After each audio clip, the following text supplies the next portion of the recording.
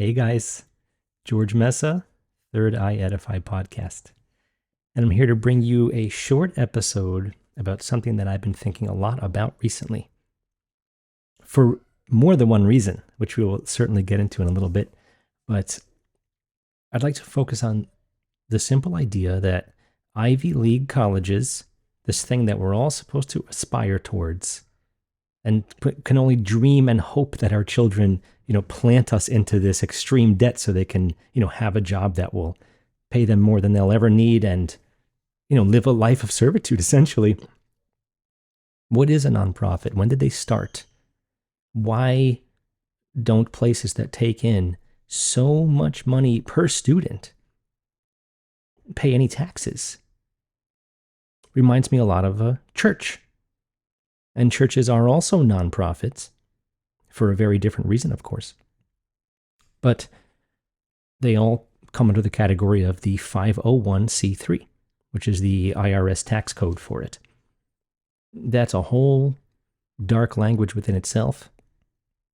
Shouldn't even exist to begin with. And according to what I've come up with here, a lot of things don't deal with taxes. You do, of course. And they make sure that you're afraid of not paying them, even though many businesses absolutely do not have to do any of that stuff.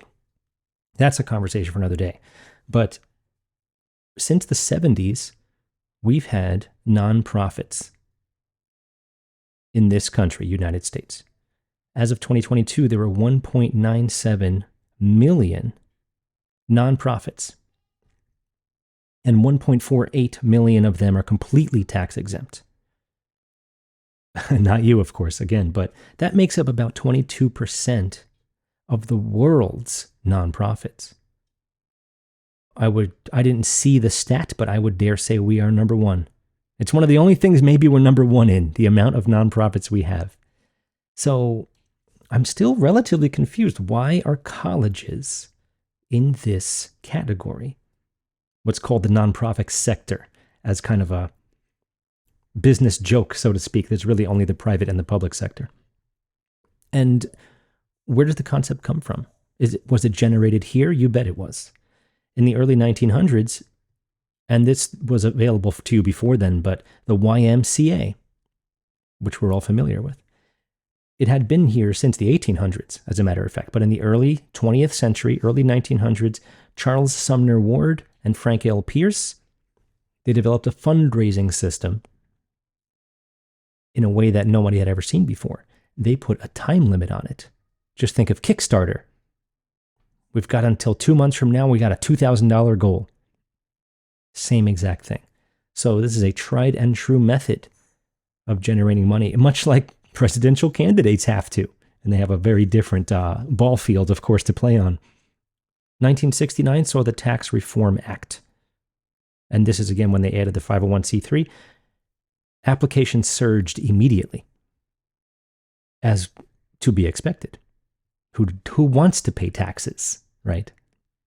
We're always so worried about who's lying to us and why are they taxing us. There's a lot of ways to actually get around it. And it's completely illegal to begin with. And plenty of people have done many great things over the decades to discuss that in detail. It's an unapportioned tax. This income tax that we suffer with. It's completely illegal. Has nothing to do with the founding fathers, much like our central bank, blah, blah, blah. I could go on forever about this. But just know that there are a lot of people that don't pay taxes.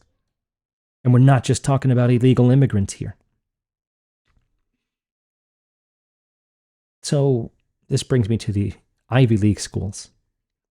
And I'm sure you're familiar with them, but here's their logo. You can see that there are 8 Ivy leaves on the logo because there are 8 Ivy League schools, all in the northeastern United States.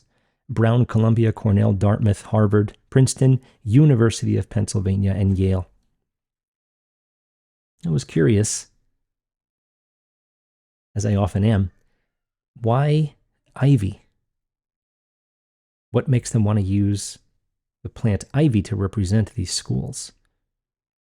And I've already gone into some of the history of the darker nature of some of the secret societies that live in these, particularly Yale, 322 Skull and Bones, and many other things. But again, plenty of information out there on that. I would look it up or check out some of my past episodes. Ivy has a clinging nature to it. And I'm going to pass a few images here of Dionysus wearing ivy as a crown. This is the god of theater. This is the god of wine, amongst other things. But those two in particular are very interesting to me because the nature of the clinging vines are actually symbolic of him bringing women into his cult, clinging to him almost like Velcro does. He's often seen carrying a staff called a thyrsus. This is not Dionysus here, but this is potentially Bacchus, who is essentially the same god, holding a thyrsus. Often has a pine cone on top, representing the pineal gland. It also has ivy, fennel, sometimes it's dripping with honey. Really resembles the rod of Asclepius or, of course, the caduceus. Very similar. And I think him being the god of theater is very appropriate here because I truly believe that the way that college is sold to us as a need in order to be a functioning member of society, knowing that once you are no longer working, they deem your life worthless as an older person. It is a theater to me. And on top of that, it has something of an alluring, almost intoxicating nature to its allure. This is the nature of wine. You imbibe the wine. This is the debt of a cult here, a college cult, much like the secret societies that exist within them. And I was thinking about the sound of the word thyrsus. It kind of sounds like thirst. There's often a reference to education as quenching a thirst for knowledge. And I think this is all quite related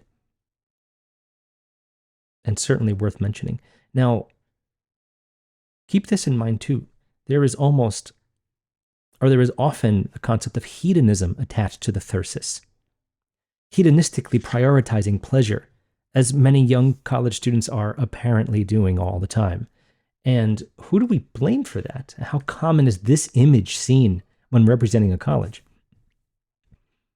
It's almost a myth. It has a mythological status, in my opinion. The partying that goes down at colleges. Sure, there's parties, especially the ones that you actually go and live at. Some of them, like the one I attended, don't have that. You just go and you come home and you're done. But how many movies? How many TV shows?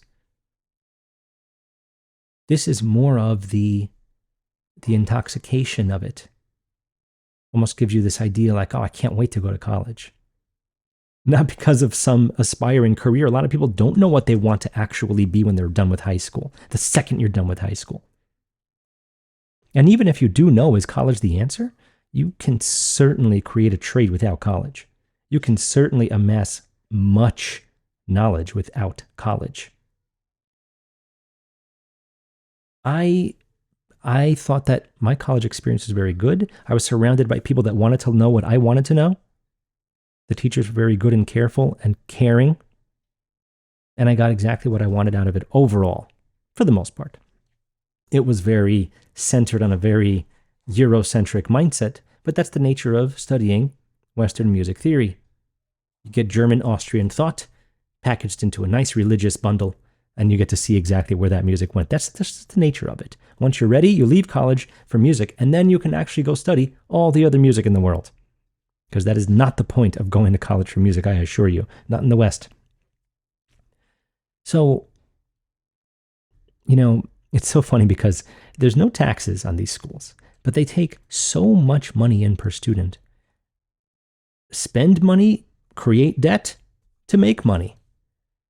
They show their diversity and equity by bringing in certain minorities for free. These people don't have to pay, but it helps them look good. It's all just theater. Much like Dionysus, the god of theater. I really think these are very heavily related and worth discussing in this way, worth mentioning. They get that free ride with the hopes of a life of servitude as a cubicle slave, as a wage slave. There's a whole culture of people coming out, and they're called dinks, D-I-N-Ks. Double income, no kids. The college life almost seems to perpetuate this idea. You'll be rich once you're out of debt. Then you can do whatever you want. Live a life of hedonism. The pleasure. Have all the pleasures you could ever want as long as you don't have a kid to bring you down. I really think it's a big part of the culture. And of course, I would love it if you left a comment, tell me how you felt about all this, because this is just my perception of everything. And keep in mind, again, not only did I go to college, but I have my own bass player university. It's not a college, but the idea is similar. I have a group setting. I teach with a syllabus. I grade papers. It's the same idea. I think college ideals work when people are trying to learn things, when they come to you for that, when they have that quench for knowledge, when they want to quench that thirst for knowledge. But think about how much has gone wrong with things like universities in the past few years. The Department of Education overall, primary and secondary school. A lot of us are done with the Department of Education. Why would colleges be any different? How many images have you seen of college students wearing masks? There was mandatory vaccinations for colleges. Just like all those little kids at school wearing masks and being forced to be vaccinated or they're out of school. Kicked out. Schools were huge in pushing this part of the PSYOP. Let that be the reason, if nothing else, to get rid of this crap. It should be free to begin with. We shouldn't be paying for education. Oh, sure, I want my kids to be educated. Sure, we want an educated culture, an educated society. Sure we do. Of course we do. But you're all going to have to be in debt because of it. We know barely any of you can afford it at the Ivy League level, or many levels to begin with. And like I said, much can be achieved without college. If you have an unquenchable thirst for knowledge, especially with the internet, as different as it is than when it first came out, it's still all out there. Everything you could possibly want is there. Yes, you can actually educate yourself with YouTube, but you have to move beyond that. You've got to buy some books. You've got to talk to some people, experts. It's important.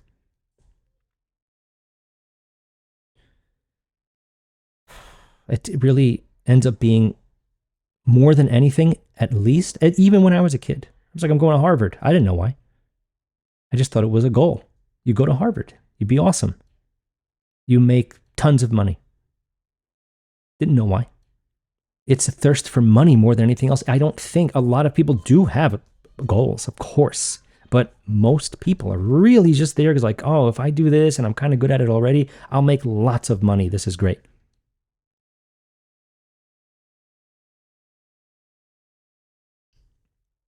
Keep this in mind. Well-trained doctors jab your kids. Well-trained lawyers keep evil criminals out of jail. I'm not talking about petty thieves and marijuana pushers. They all come from this culture of college. Yeah, they have a piece of paper on the wall. That doesn't mean that they're looking out for your best interests. And it doesn't mean they didn't realize they were duped like everyone else. Let COVID and its actions wake you up from all of these things. I think this is a huge part of it. It's not about left or right.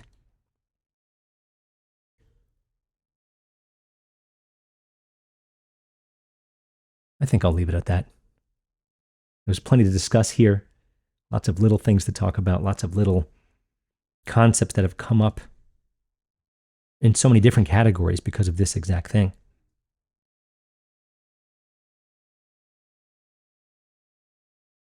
Keep these things in your mind as you live your life and move forward with kids, grandkids.